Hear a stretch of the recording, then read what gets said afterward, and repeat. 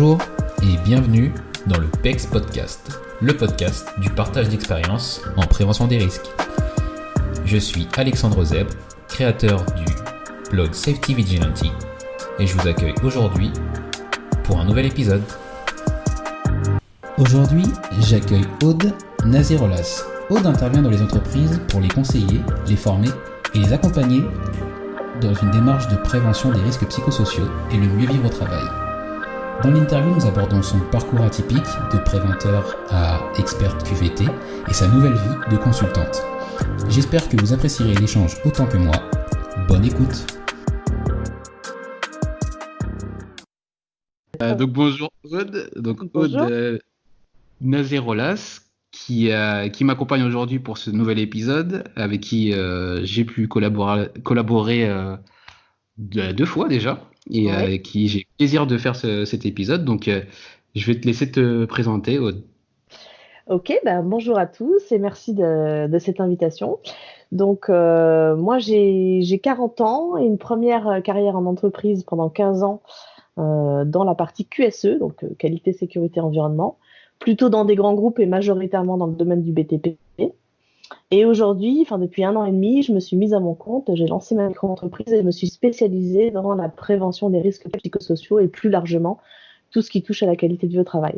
Et j'ai aussi une petite casquette, pas par son importance, mais par le temps que ça m'occupe, de thérapeute en relation d'aide où j'accompagne des gens en tant que particulier avec une particularité sur la souffrance au travail. Donc tout ce qui est stress chronique, burn-out.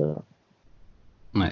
Et justement cette partie plus burn-out et prévention du stress et des RPS, et du RPS même, j'ai appris qu'on disait du RPS, c'est comme ça qu'on est rentré en contact du coup à travers LinkedIn et après du coup moi comme je disais j'ai eu la chance de te rencontrer en vrai et on a pu travailler dans mon organisation actuelle et en fait ton parcours donc j'aimerais bien que tu le détailles un peu parce qu'effectivement cette fibre plus classique que nous en tant qu'ingénieur prévention des risques, préventeur QHSE et autres. Et finalement, tu t'es orienté vers le RPS. Donc, comment t'en es arrivé là finalement ? Alors en fait, c'est vrai que j'ai un parcours un petit peu atypique. Alors au départ, moi j'ai une formation d'ingénieur en environnement. Et vraiment, ma mission sur Terre, c'est ce que je pensais, mais d'ailleurs ça s'est vérifié après, c'était vraiment de sauver la planète. Hein. Donc moi j'ai fait mon stage de fin d'études à la Fondation Cousteau. Donc j'étais vraiment partie en mode militante écolo. J'étais partie un peu là-dedans. Finalement, j'ai pas trouvé de boulot. Donc je suis arrivée dans le monde merveilleux de l'entreprise où j'ai commencé par mettre en place des normes ISO 14001. Et comme c'était à l'époque, on commençait à fusionner un petit peu le QSE, tu vois. Donc avant il y avait des responsables qualité, des responsables environnement, des responsables sécurité, puis ils ont trouvé le moyen de faire 3 postes en un. Donc petit à petit, j'ai intégré les volets qualité, ISO 9001, à l'époque la 18001 qui est la 45001, et puis le développement durable, et puis un peu de RSE, et puis un petit peu de RPS sur la fin. Mais comme souvent, les chemins sont à croiser entre le pro et le perso. C'est-à-dire que pendant que j'avais cette évolution professionnelle, j'ai découvert il y a maintenant une dizaine d'années que j'étais moi-même stressée chronique à travers une formation, une sensibilisation sur la gestion du stress. Et ça a été vraiment un déclencheur parce que j'ai compris que j'étais stressée chronique, donc j'ai compris pourquoi j'avais certains problèmes, notamment certains symptômes aussi, et j'ai compris que c'était à cause du conflit de valeurs. Et du coup, ça m'a beaucoup éclairé sur ma place dans l'entreprise parce que finalement, je changeais de poste tous les 2 ans, je comprenais pas forcément pourquoi je me sentais jamais vraiment à ma place.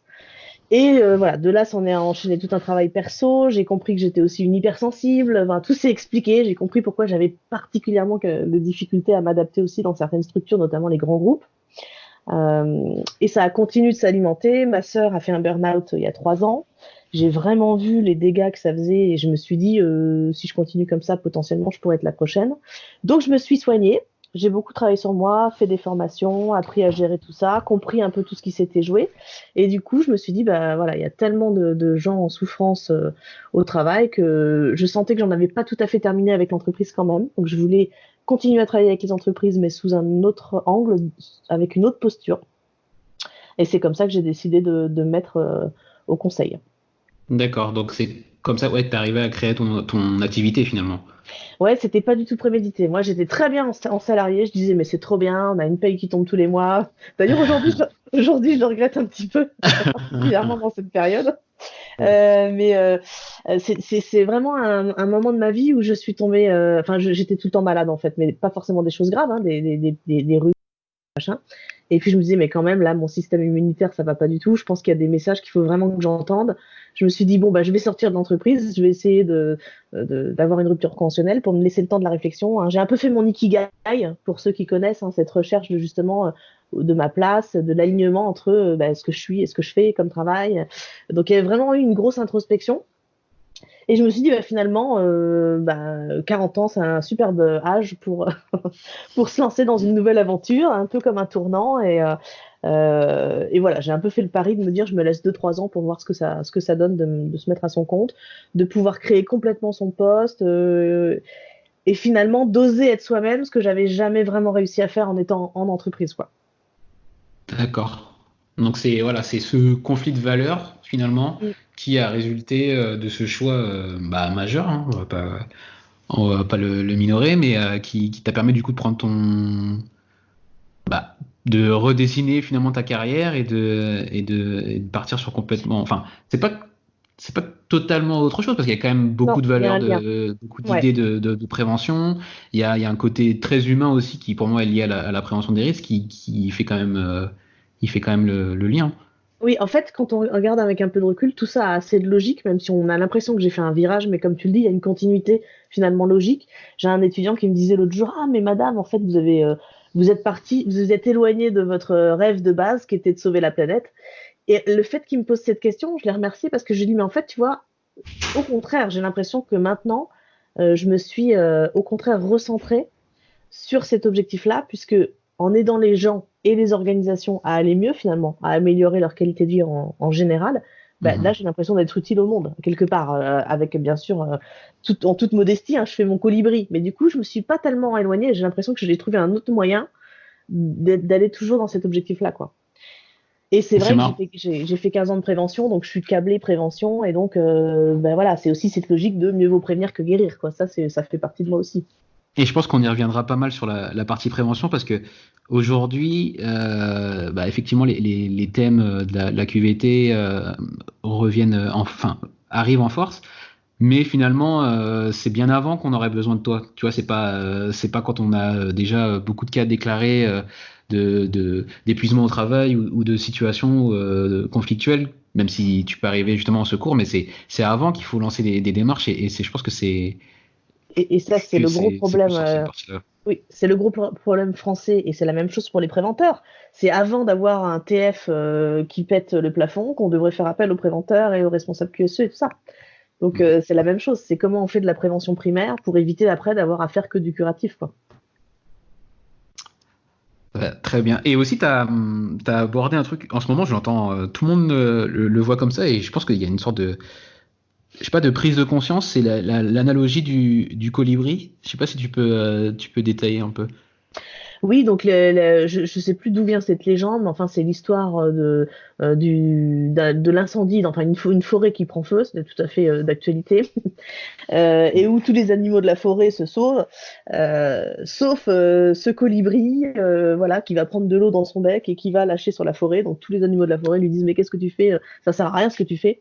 C'est pas comme ça qu'on va arrêter l'incendie. Et le colibri répond mais je fais ma part.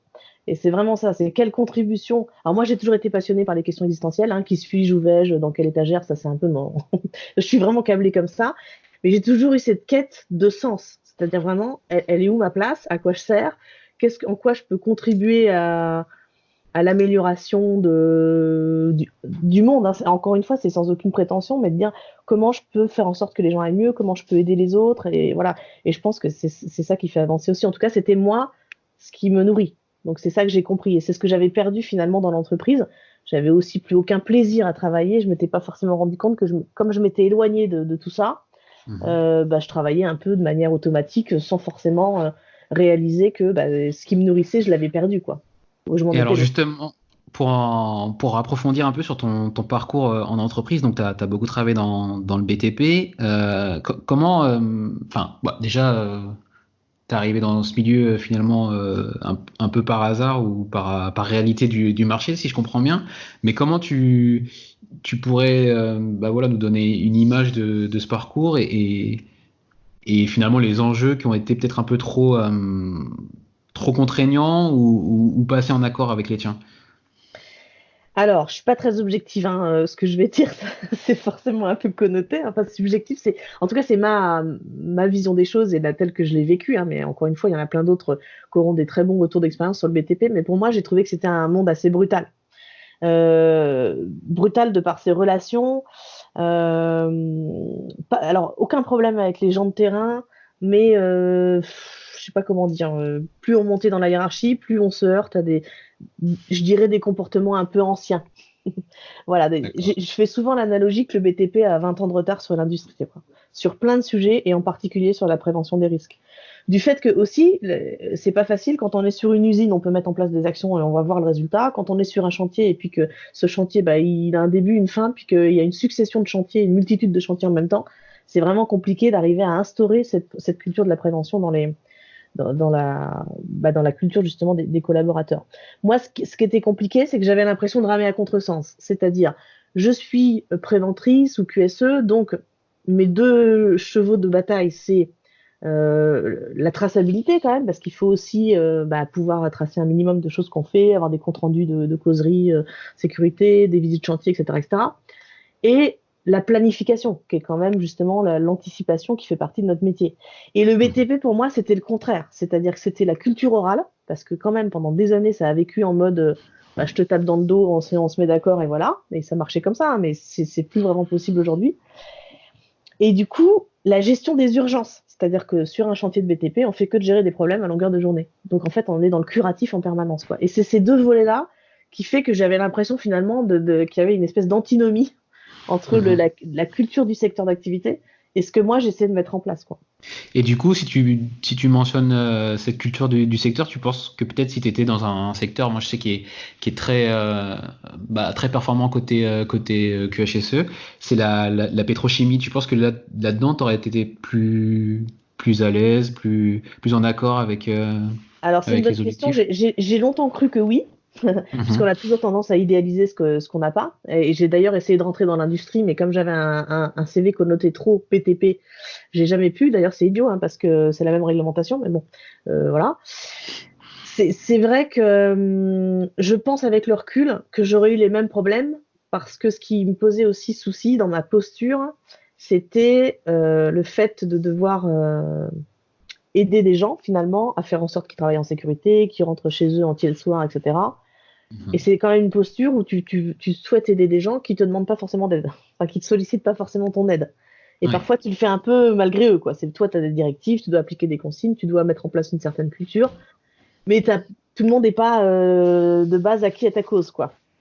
Et ouais, c'est ce changement effectivement. que j'ai observé en étant consultante et en tout cas en passant de l'autre côté, ben, je réponds à des gens qui me sollicitent. Et donc en fait, le fait de changer cette posture-là, j'ai compris que ça me correspondait. Parce que du coup, je D'accord. réponds à de l'aide. Donc là, pour moi, c'est beaucoup plus fluide. Et même après, ils écoutent ou ils écoutent pas les conseils qu'on donne, mais ça n'a plus d'importance. Mais le fait de devoir, voilà, d'essayer de faire changer les gens un peu malgré eux, ça, je crois que par rapport à ma personnalité, c'était un peu compliqué. D'accord.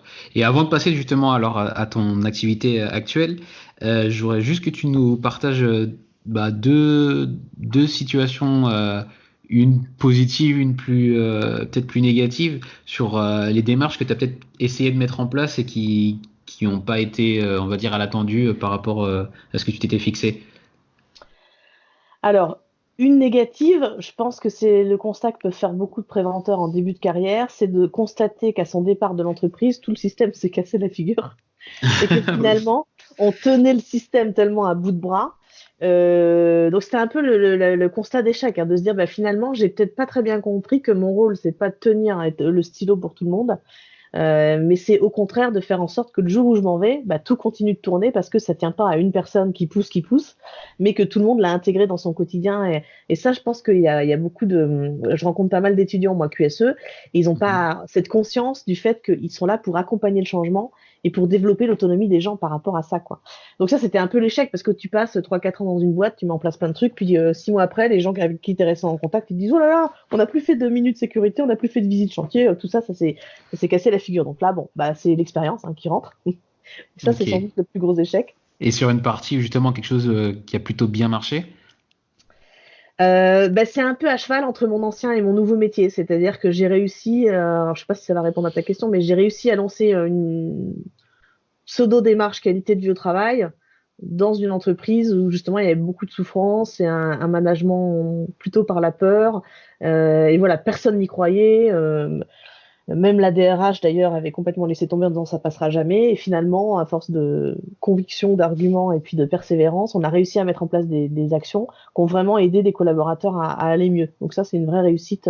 Comme quoi, même quand on est tout seul à penser que c'est possible, faut sortir par la porte, rentrer par la fenêtre, et puis ça finit par marcher quand même, quoi. Ah, c'est super intéressant parce que déjà, on se rend compte que des fois, on est surpris des choses qui avancent, alors que celles où on met énormément d'énergie, finalement, elles prennent pas. Ou justement, comme tu disais, on met tellement d'énergie que c'est nous qui soutenons le projet ou qui soutenons l'organisation malgré ce qu'on peut penser. Et il y a des choses qui percolent. Et des fois, on n'est pas toujours sûr de pourquoi. Et je trouve que c'est intéressant de partager là-dessus. Et tu dirais que toi, pas ce poste, mais ces postes-là, avant de passer sur ton changement de vie, qu'est-ce que ça t'a le plus appris? Ah, ça m'a appris énormément de choses. Moi, je dis toujours que le QSE, c'est un super métier pour démarrer une carrière. Parce que on touche à toute l'entreprise, on travaille avec tous les services, donc ça nous donne vraiment une vision globale de comment ça fonctionne. Ce que peu de gens ont finalement dans l'entreprise, on se rend compte que chacun est un peu cloisonné dans son service, et c'est pas forcément ce que l'autre y fait, quoi, dans le bureau d'à côté. Et je trouve que ça nous amène vraiment cette vision globale de recul aussi du fonctionnement de l'entreprise, et ce rôle de liant qui est intéressant, puisque quand il y en a un qui a un problème, bah attends, je vais te mettre en contact avec machin, qui a le même problème, vous allez peut-être pouvoir voir comment vous en sortir, quoi. Okay. Et quoi d'autre? Attends, j'ai repensé à un truc, mais c'est parti. C'était quoi ta question? Non, c'était de savoir ce que la fonction elle t'a le plus appris. Elle m'a appris ça, et aussi le dernier patron que j'ai eu était un patron vraiment, je pense, on peut dire un management toxique. Et on dit qu'il faut toujours remercier son bourreau. Et en fait, ça m'a valu vraiment des années très compliquées. Et maintenant, je pense que je peux lui dire merci parce que s'il m'avait pas autant poussé dans mes retranchements, je pense que j'en serais pas là où je suis aujourd'hui et j'aurais peut-être pas fait sauter ce pas-là. Et donc, ça m'a vraiment amené à devoir mettre en place plein de stratégies différentes et de comprendre ce qui se passait.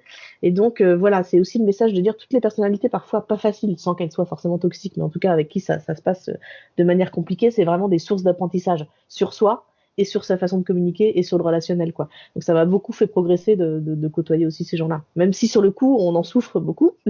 En fait, voilà, quand on arrive à transformer ça, et ben on en devient meilleur, quoi. Et on fait quand même un métier de communication où le messager compte autant que le message, finalement. Donc en tout cas, c'est ma vision. Ok.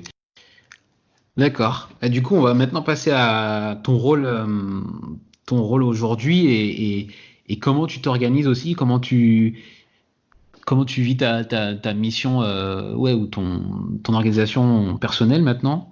Je sais pas si tu te qualifierais de consultante RPS ou. Oui, je crois que j'ai mis que je faisais de l'accompagnement des entreprises et des particuliers. Voilà, je crois que je suis restée un peu sur cette thématique-là. Oui, c'est ça. Je fais du conseil. Des fois, je dis conseil en entreprise et accompagnement. Okay. Ouais, accompagnement, c'est bien, je trouve. Ça veut bien dire ce que ça veut dire. Et du coup, en quoi ça consiste quand t'interviens dans une entreprise, comment ça s'organise? Alors, en fait, j'interviens principalement sur 3 grands volets. Le premier, c'est du diagnostic de l'état des lieux. Donc souvent à travers l'interview d'un panel de collaborateurs pour essayer justement de faire une photo et de l'analyse de données existantes pour voir un peu les sujets sur lesquels l'entreprise a besoin de progresser. Le deuxième volet, c'est la sensibilisation et la formation, donc soit des ateliers courts à thème de 2 heures, comme on a pu faire beaucoup lors de journées sécurité ou santé, ou des formations même de comité de direction sur 1 ou 2 journées. Et puis le troisième volet, c'est l'accompagnement, soit individuel, soit collectif. Donc en individuel, là, ce que je fais pas mal, c'est de l'accompagnement de prise de poste, par exemple des gens qui montent qui deviennent managers, par exemple. Ou alors ça peut être un service où il y a un problème de communication ou des conflits, et je peux intervenir aussi un peu comme médiateur un peu finalement. Et sachant que moi, donc après 18 mois d'activité, je vends énormément de formations et d'ateliers de sensibilisation. Là, ça y est, maintenant que je me fais connaître un peu, je commence à faire vraiment de l'accompagnement auprès des clients avec qui j'ai déjà travaillé. Bon, alors par contre, le constat, c'est que le diagnostic, zéro. C'est-à-dire que j'en parlais avec une psychologue du travail il n'y a pas longtemps, qui travaillait depuis 5-6 ans, et je lui demandais, mais est-ce que tu sens qu'il y a quelque chose qui bouge sur ça? Elle dit, bah non, on fait beaucoup de formations, quelques accompagnements, mais la vraie démarche de fond de l'entreprise, qui est de dire, bon, avant de me lancer dans une démarche de prévention des RPS ou de QVT, je vais déjà voir faire une photo de l'instant T, où est-ce que j'en suis, et sur quoi j'ai besoin de travailler. Et en fait, cette phase-là, ben, on a beaucoup de mal à faire comprendre aux entreprises qu'elle est super importante. Donc, ils sont plutôt dans une démarche pour l'instant où ils vont essayer de boucher les trous, de mettre des pansements et de faire des actions un peu one-shot par-ci par-là, que d'être dans une vraie réflexion de fond, de j'analyse, j'évalue mes risques en fait finalement. Hein. Finalement, ça revient à ça. Et ça, on a encore du mal, on fait le constat en tout cas dans les postes qui sont similaires aux miens, on a encore du mal à... Et dans excuse-moi, et dans une démarche un peu de... Je sais pas si c'est de vente complémentaire, mais c'est un peu l'idée. Le fait que tu sois déjà intervenu avec la formation, ça permet pas justement de basculer sur le diagnostic? Alors là, ça m'a fait basculer sur l'accompagnement. D'accord. Voilà. Donc après, j'essaye de faire du lobbying pour basculer sur le diagnostic, mais je ne sais pas s'il y a encore une peur. Il y a une peur des entreprises. Tu sais, j'entends encore beaucoup d'arguments des patrons de dire bah oh, la QVT c'est un effet de mode, ça va passer. De toute façon, les entreprises, nous on n'est pas là pour faire du social, donc tu sais, des phrases un peu comme ça. Bon, tu vas me dire avec ce qui se passe, ça va peut-être les obliger à changer de regard sur la situation, mais faut espérer, dis-moi. Mais d'accord. Donc c'est encore compliqué et tu arrives un peu. Ouais. En tout cas, sur cette partie-là, c'est encore timide sur la partie purement diagnostique. Ok. Et pour parler un peu plus de ton quotidien en tant que auto-entrepreneuse, est-ce que tu peux nous dire un peu comment tu t'organises, je veux dire comment tu fais pour trouver des clients? Est-ce que c'était que grâce à ton réseau passé? Comment tu fais avancer tout ça? Alors sur la partie logistique, je suis encore en phase de calage, je pense, parce qu'on apprend. Au début, j'étais très contente de travailler chez moi. Et puis au bout d'un mois, j'avais envie d'offrir un café au facteur ou à la femme de ménage parce que finalement on se rend compte que bah mince, il n'y a plus personne qui m'invite à prendre un café, je me sens un peu seule. Donc en fait c'est marrant parce qu'on se fait vraiment des idées un peu préconçues de ça et tant qu'on l'a pas expérimenté, on sait pas trop. Ou alors il fallait que je me retienne à pas passer l'aspirateur et lancer la machine et aller faire les courses parce que du coup voilà, j'avais plus de temps. Donc ça paraît anodin mais il y a vraiment un moment de calage où il faut s'astreindre à mettre ses plages horaires de voilà, là je travaille et là c'est le temps off. J'ai mis du temps aussi à comprendre que je faisais pas le même métier qu'avant, dans le sens où quand je fais une journée de formation, ça me demande 8 heures d'attention non-stop.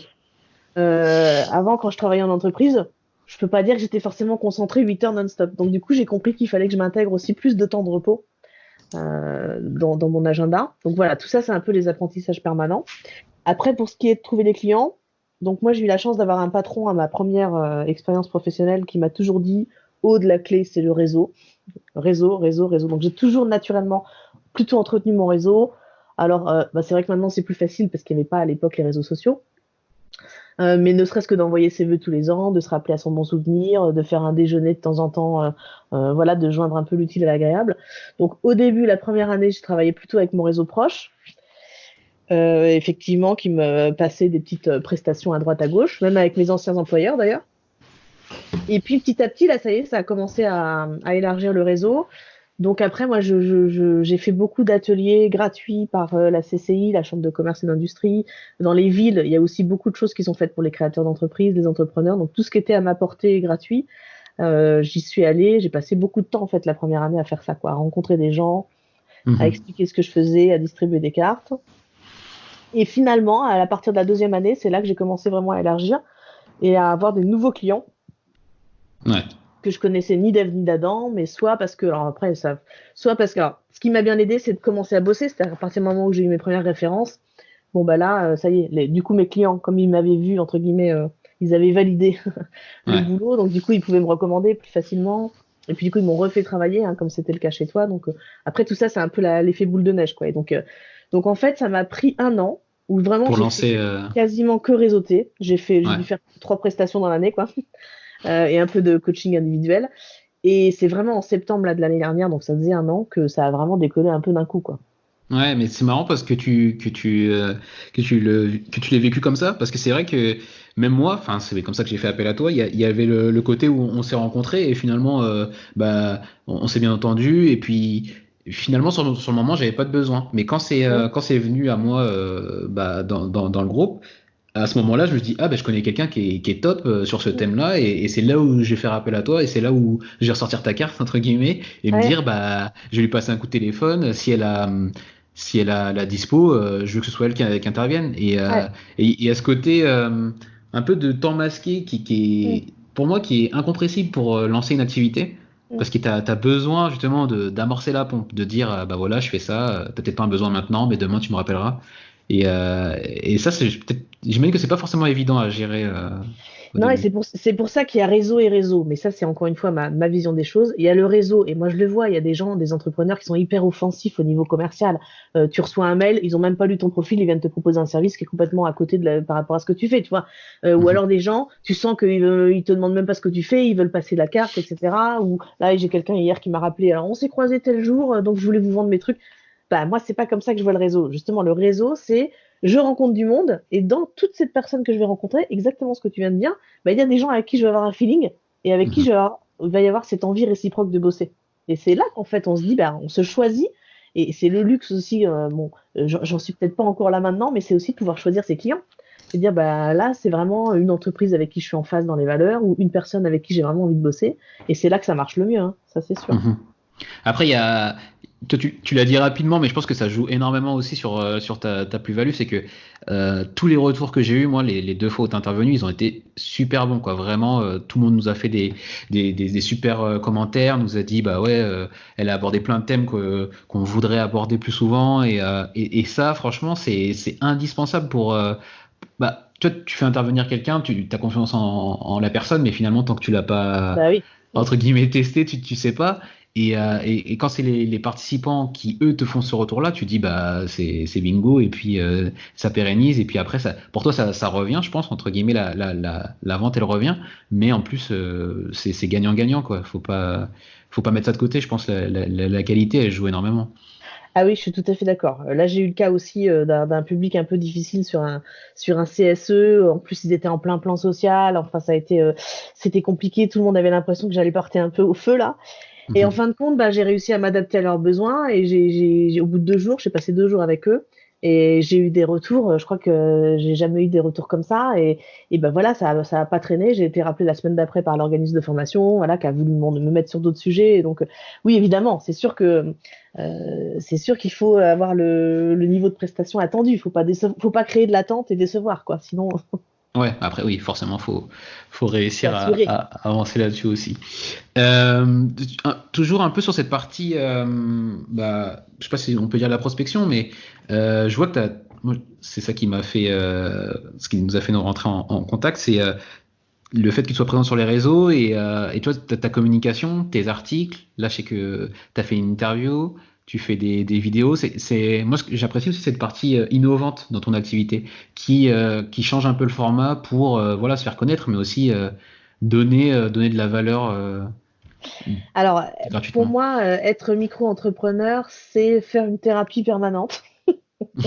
Parce que finalement, tu passes ton temps à sortir de ta zone de confort. Et tu es obligé. Sinon, si tu restes avec tes freins, tes limites, c'est mort. Donc du coup, tu es en permanence obligé de te réinventer, de trouver des nouvelles façons de faire, de diversifier. Moi, les vidéos, je vais te dire, il y a 1 an, c'était inenvisageable pour moi de me mettre en scène, entre guillemets, à travers une vidéo pour plein de raisons. Bah voilà, à un moment donné, tu te lances. Et c'est aussi ça, c'est aussi de dire, bah, je m'en fous, je vais tester des trucs. Il y a des trucs qui vont marcher, que je vais pouvoir continuer. Il y a des trucs où ça marchera pas. Bon, bah, c'est pas grave, je les arrêterai. Mais j'essaye, quoi. Et ça, c'est vraiment quelque chose qui est, je pense, intrinsèque à l'entrepreneur, d'avoir cet esprit créatif faut s'autoriser à oser, en fait. Mhm. À oser des Ouais, choses ça marche. nouvelles, à oser être soi-même. Ouais. Moi, c'est la clé et c'est ce que souvent les clients me disent. Ils me disent que j'incarne mon sujet. Mais pourquoi j'incarne mon sujet? Parce que je suis convaincue, donc je suis convaincante. Voilà. Je suis tellement à fond dans ce que je fais. Et donc finalement, j'ai pas besoin en fait, j'ai pas tellement besoin de convaincre. Finalement, j'ai juste besoin de parler avec passion de ce que je fais. Et c'est ça qui fait mon commercial, tu vois, dans un sens. Ah, ça résonne aussi avec ce que tu disais au début, que du coup, c'est aussi par rapport à un parcours perso qui t'a Mm. fait changer, et du coup, voilà, t'incarnes d'autant plus ton activité aujourd'hui. Oui, je sais de quoi je parle, quoi. C'est-à-dire quand je parle de stress, je peux, et je le fais d'ailleurs, hein, je ne me prive pas de donner des exemples vraiment vécus. Et c'est vrai que c'est toujours plus marquant aussi pour les gens. Puis ils voient bien que ça donne une dimension particulière, hein. Là, je suis intervenue dans une entreprise où je devais parler de handicap.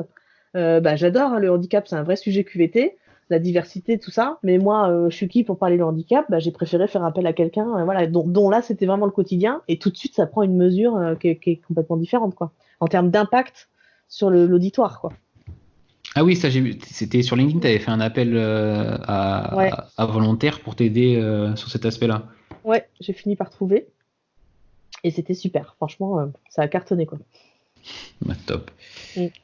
Maintenant, sur la partie un peu plus outils ou références que tu peux avoir, est-ce qu'il y a des...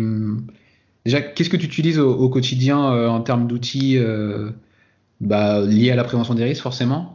Ou est-ce que, comme beaucoup de préventeurs, tu es à la feuille Excel et t'es au logiciel classique? Alors, tu veux dire est-ce que tu peux préciser sur quel thème? Enfin, du coup, sur Alors, la prévention en sur la- général ou sur. Alors déjà sur la partie gestion, peut-être pour ton entreprise à toi, Ah oui, oh, et bah, sur ça c'est. la partie prévention des risques, peut-être que je sais pas si ça existe, hein. Je sais qu'il y a pas mal de choses qui se développent, toujours comme d'habitude côté des États-Unis sur la gestion du stress à travers des logiciels ou des choses comme Ah oui, ça, d'accord. mais je sais pas Non, moi si je c'est fais un le cas. peu à la mano. Moi, donc j'ai depuis le 1er janvier 2020, les micro-entrepreneurs doivent avoir un logiciel de facturation. Donc maintenant, je suis passée sur un logiciel parce qu'avant c'était tout sur Excel. Mhm. Mais je garde un suivi administratif quand même sur Excel. Et après, j'ai tendance à, bon, je me documente énormément, je regarde plein de vidéos, d'articles, je lis des bouquins. En fait, j'essaye de me créer ma propre boîte à outils. Donc, dès que je vois quelque chose où il y a un truc qui me plaît, je me dis, ah, tiens, ça c'est bien, je prends. Et finalement, je me constitue un peu ma bibliothèque. Tu vois, tiens, l'autre jour, je voyais passer sur le site Souffrance au travail, là, une nouvelle grille d'évaluation pour une auto-évaluation de son niveau de stress. Bon, bah, je me dis, tiens, ça c'est un outil que je vais mettre dans ma boîte à outils, ça peut servir. Voilà, c'est un peu par opportunité, quoi, en fait. D'accord. Après, j'ai des sites hyper classiques où je regarde souvent hein, l'INRS, l'ANACT, voilà, des choses qui sont connues, qui se mettent à jour régulièrement, mais voilà comment je fonctionne. C'est pas très cadré, quoi. Ok. Et est-ce qu'il y a un ouvrage, un livre ou quelque chose de... Enfin, pas un site comme tu l'as cité, mais plutôt un livre que tu recommanderais sur ces thèmes-là? Bah, sur la prévention des risques en tant que telle, pas nécessaire. Enfin, j'en ai pas lu récemment qui m'avait forcément emballé. Après, sur le développement personnel, évidemment, j'en ai plein. Mhm. Euh, donc, je sais pas si ça peut intéresser. Bah C'est si, pas le forcément. plus marquant que tu es. Alors, attends, ça nécessite réflexion parce que j'en ai tellement. Il y a Il y a quelque chose récemment que je trouve enfin, il y en a plein en fait, des petits bouquins faciles à lire. Le dernier que j'ai lu qui était vraiment sympa, c'est les petits bouquins de Catherine Testa, qui a fait Ouais. un premier livre sur oser l'optimisme. Bon, en plus, Mhm. c'est tout à fait d'actualité. Je pense que ça mange pas de pain. Et c'est un truc à moins de 6 euros et c'est un tout petit bouquin très pratico-pratique et qui se lit très bien. Et elle a fait un deuxième tome qui s'appelle Oser être soi au travail. Mais en fait, c'est pas que au travail, c'est de manière un peu plus globale.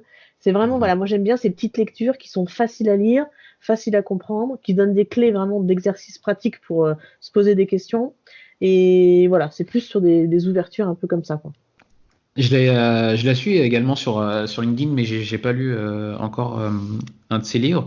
Mais c'est vrai elle a une vision assez originale quand même dans le monde du travail. Et ça marche fort pour elle, justement, avec Oser l'optimisme et tout ce qu'elle publie. Ouais. Donc, toi, D'ailleurs, tu l'as j'ai rencontré? En fait, je suis allée à une de ses conférences, c'est comme ça que je l'ai rencontré.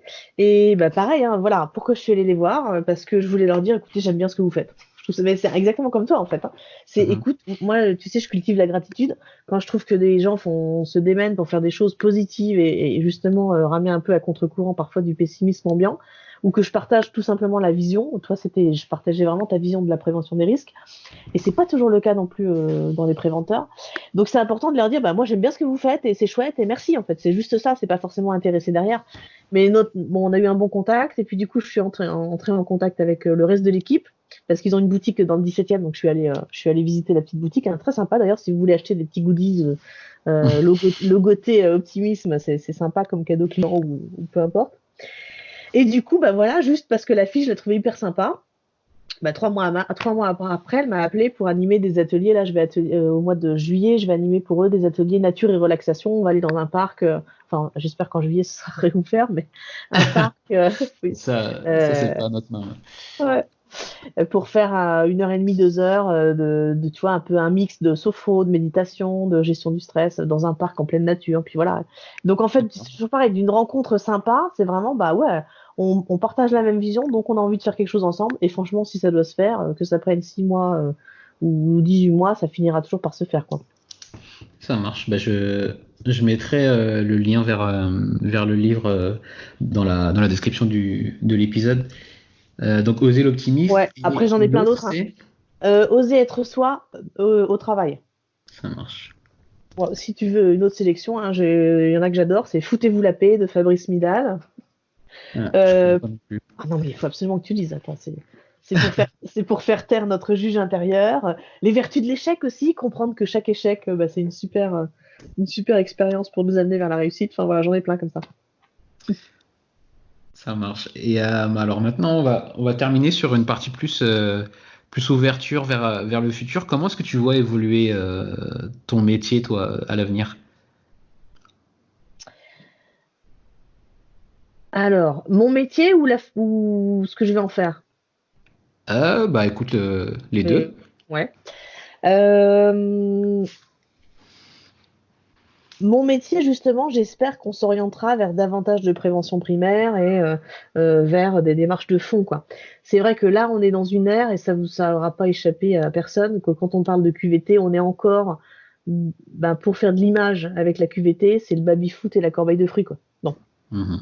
On a beaucoup souffert, hein, nous qui sommes sur les vrais sujets de fond, entre guillemets, de cet effet un peu de greenwashing de la QVT qui bien évidemment est bien plus complexe que ça et ne se résume pas à ces actions qui certes peuvent avoir leur intérêt, hein, mais voilà, on fait pas de la QVT parce qu'on a mis un baby-foot, on fait de la QVT ou de la prévention des RPS parce qu'on a travaillé sur l'organisation du travail, et c'est vraiment le nerf de la guerre. Donc il faut déjà qu'on sorte de cette vision limitée de la QVT et qu'on comprenne le sujet de fond. Donc j'espère que ce tournant aura lieu pour qu'on puisse vraiment se concentrer sur le travail sur les causes racines de tout ce qui va générer ces fameux RPS et d'améliorer la QVT, quoi. D'accord. Après, moi, pour la vision de mon métier, je sais pas. Je pense que j'aurai une troisième carrière. Je sais pas encore laquelle. Peut-être qu'elle sera moins avec l'entreprise et plus avec les particuliers, ou peut-être que j'aurai une nouvelle idée d'ici 10 ans. Mais Tous les moi, 10 ans, un changement. bah, je pense que je ferai 3 carrières. Ouais, je m'étais dit ça, 3 carrières. Mais c'est la question qui tue là quand t'es jeune embauché et qu'on te dit alors, vous voyez où dans 5 ou 10 ans? Oh, je n'ai jamais su répondre à cette question. C'est impossible parce que bah, dans 5 ou 10 ans, je serai tellement pas la même qu'aujourd'hui et j'aurai peut-être d'autres aspirations et il y aura peut-être tellement de choses qui auront évolué que c'est difficile de répondre. Ok. Et enfin, pour terminer, qu'est-ce que tu aimerais dire à quelqu'un qui veut se lancer justement dans ce métier de la prévention au sens large? Alors moi, je dirais déjà qu'il faut que ce soit vraiment, bah, il faut aimer ce métier. C'est-à-dire que c'est un métier qui est pas simple. Il est très riche, mais il est complexe. Il est complexe parce que il faut vachement d'endurance. Il faut apprendre à répéter les messages. Il faut beaucoup d'adaptabilité. Il faut passer les messages, mais savoir s'adapter en fonction de son public. On parle pas forcément pareil à son DG qu'à un opérateur. Donc il y a beaucoup de qualités, il y a beaucoup de choses intéressantes dans ce métier-là. Mais du coup, comme il y a aussi pas mal de frustration parfois, mais encore une fois, c'est ma vision, hein, puisqu'on fait un travail de fourmi. C'est-à-dire qu'on va mettre, vous l'avez remarqué quand vous mettez en place une action de prévention, ben voilà, c'est pas tout de suite qu'on va en voir les effets, qu'on va mesurer les effets. Donc, faut accepter en fait que ce qu'on fait, c'est un travail au long cours et que c'est vraiment une démarche des petits pas, quoi. Donc pour pas être frustré, il y a aussi, je pense que c'est important d'avoir cette conviction et de pas faire ça par hasard parce qu'on a vu de la lumière, quoi. Enfin, c'est un D'accord. peu ce que je me dis. Aimer ce métier, quoi. Aimer ce métier et puis se former et puis travailler sur soi. Mais ça, c'est valable pour tout le monde. Mais voilà, je disais, c'est un métier de communication. Il y a plein de choses, hein. Moi, là, j'ai d'ailleurs écrit un article pour toi sur justement comment interpeller une personne en situation à risque. Et moi, il y a 15 ans, je savais pas interpeller quelqu'un qui était en train de faire un truc hyper dangereux. J'avais pas les outils. J'avais pas appris ça à l'école. Donc, c'est aussi de se former, de se rencarder. Il y a plein de techniques de bouquins qui existent, de se tourner vers ceux qui ont de l'expérience et qui savent, de pas rester seul en fait, parce qu'il y a plein de bonnes choses à prendre partout. Mais franchement, c'est pas toujours inné, quoi. Donc, c'est de pas hésiter à toujours monter en compétences et à s'améliorer, quoi. Oh, parfait, cette fin. Écoute, merci beaucoup. Merci à beaucoup, toi. Aude, pour cette petite interview. J'espère que ça a été. Impeccable. Ouais. Est-ce que tu peux nous dire où on peut te retrouver sur les réseaux, tout ça? Donc, je suis sur donc déjà mon site internet www.aude-nazurola.com. Je suis sur LinkedIn pour la partie entreprise. Je suis sur Facebook, alors ça s'appelle Aude Nazurola, accompagnement en relation d'aide. Vous me trouverez comme ça. Et là, je fais plus la partie particulier, développement perso.